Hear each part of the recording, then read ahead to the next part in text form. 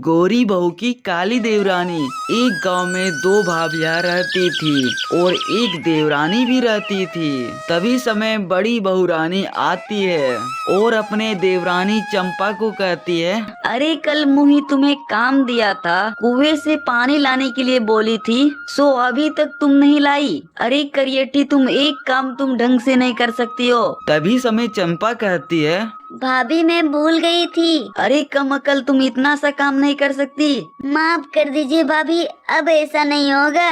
चंपा की दो भाभियां थी और दोनों भाभियां बहुत ज्यादा बेईमान थी। रोज चंपा को भला बुरा सुनाती थी। तभी चंपा ये सब सुनकर पानी लाने के लिए जाने लगती है और पानी का कुआं थोड़ा दूर में था और कुआं के पास चंपा पहुंच जाती है। तभी उसी समय चंपा कहती है, मेरे दोनों भाभियां बहुत ज्यादा बुरी हैं। मेरे दोनों भैया रहते तो मुझे कोई भरा बुरा नहीं सुनाता। तभी समय चंपा ये सब बोलकर पानी की बाल्टी उठा लेती है और अपने घर की ओर जाने लगती है। तभी समय एक औरत रास्ते पर खड़ी थी और चंपा को कहती है, अरे चंपा, तुम कैसी हो? तुम्हारी भाभियां सेवा करती है कि नहीं? क्या बोलूं काकी, मेरे भैया नहीं है ना, तो मेरे भाभियां खरी खोटी मुझे सुनाती है। अरे चंपा, तुम्हारे साथ ऐसा करते हैं क्या सही में? हाँ काकी, क्या ही कहूँ, मेरे जीवन में सुख ही नहीं है। अच्छा काकी, मैं चलती हूँ। तभी समय चंपा को काकी कहती है, अरे कल मुही तुम्हारे साथ ठीक ही होता है। चंपा को खरी खोटी सुनाती है काकी। चंपा उदास होकर घर की ओर जाने लगती है। चंपा घर जा ही रही होती है तभी दूसरी भाभी भेंट आ जाती है। तभी चंपा की भाभी कहती है, अरे कल मोही, तू अभी से पानी लाने के लिए गई थी, तभी से बड़ी भाभी तुमको खोज रही है, तो कहाँ गप्पे मार रही थी? भाभी मैं आ ही रही थी। मुझे सब पता है तू कहाँ थी, जल्दी जा कल मोही घर पे। तभी चंपा घर की ओर जाने लगती है। तभी समय बड़ी भाभी चंपा से भेंट आती है। अरे कल मोही, इतने देर से तू कहाँ थी? तुझे मैंने कहाँ कहाँ नहीं ढूंढा। भाभी मैं आ ही रही थी, तभी समय काकी भेंट आ गई थी। तुझे उस काकी से क्या काम था? बेमतलब की खाली घूरते रहती है। जाके मेरे लिए कचौड़ियाँ बना के ला, जल्दी से लाना, ठीक है? अच्छा ठीक है भाभी, गुस्सा क्यों करते हो? अभी मैं आपके लिए गर्मा गर्म कचौड़ियाँ बना के लाती हूँ। जा जा कल मोही, तेरे से एक काम ढंग से नहीं हो पाता। ऐसे बोलकर चंपा की भाभी सोने के लिए जाने लगती है। तभी समय चंपा अपने मन में कहती है, मेरे भाभियाँ मुझे बहुत परेशान कर दिया है, मुझे इन भाभियों को नानी याद दिलाना होगा। ऐसे मैं करती हूँ कि उनके कचौड़ियाँ में बहुत सारा मिर्च का पाउडर डाल देती हूँ। तभी चंपा भाभियों के लिए कचौड़ियाँ बनाने लगती है। आज तो इन भाभियों का खैर नहीं। तभी चंपा कचौड़ियों में लाल मिर्च पाउडर डाल देती है। इन दुष्ट भाभियों का आज तो कान से धुआं निकलेगा, मजे ही मजे होंगे। तभी चंपा अपने भाभियों के लिए कचौड़ियाँ लेने लगती है। तभी चंपा अपने भाभियों के लिए कचौड़ियाँ परोसती है और चंपा की भाभियाँ कचौड़ी खाना शुरू कर देती है।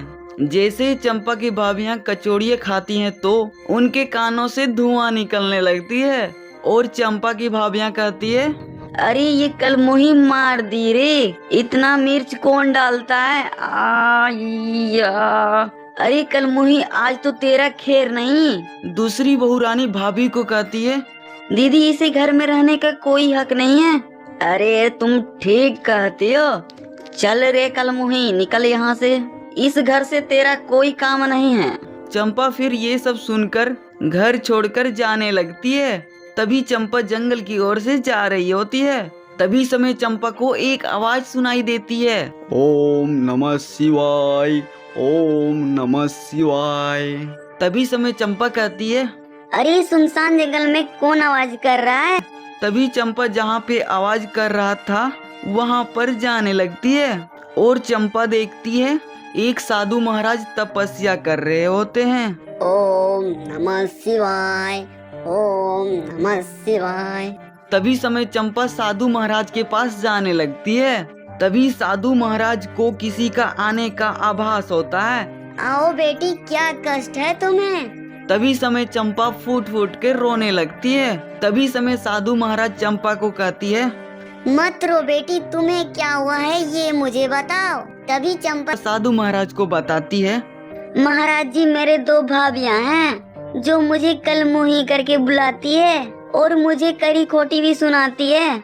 अच्छा बच्चा, मैं सब कुछ तुम्हारी बात को समझ गया कि तुम्हारा क्या समस्या है बेटा।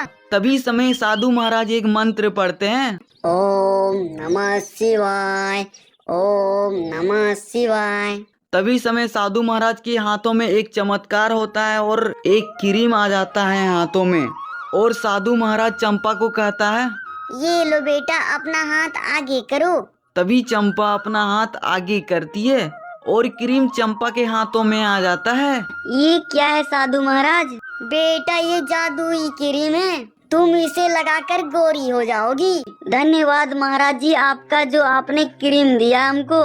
तभी समय साधु महाराज कहते हैं, बेटा अब तुम ये क्रीम को लगा लो। जैसे ही चंपा क्रीम को लगाती है वैसे ही एक चमत्कार होता है और चंपा पूरी तरीके से बदल जाती है, मतलब कि एक सुंदर लड़की बन जाती है। तभी चंपा अपने आप को देखकर पूरा खुश हो जाती है, उसी खुशी में डांस करने लगती है। ये मैं तो गोरी हो गई, ये मैं तो गोरी हो गई। तभी चंपा साधु को कहती है, बहुत बहुत धन्यवाद साधु महाराज जी, मुझे काला से गोरा बना दिया आपने।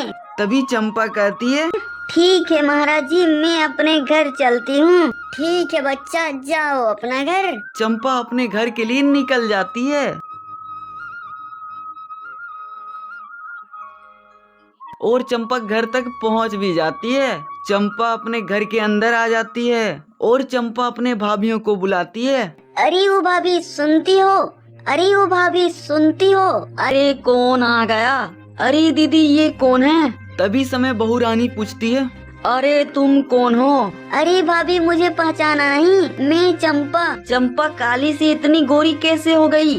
अरे भाभी मुझे काली बोलकर क्या क्या नहीं आपने कहा। तभी समय चंपा को भाभी कहती है, मुझे माफ कर दो चंपा, तुम्हारे साथ ऐसा मुझे नहीं करना चाहिए था। तभी चंपा के भाभियों पर गलती का पछतावा होता है। चंपा और चंपा की भाभियां खुशी से एक साथ रहने लगती है और इसी के साथ चंपा की कहानी खत्म होती है।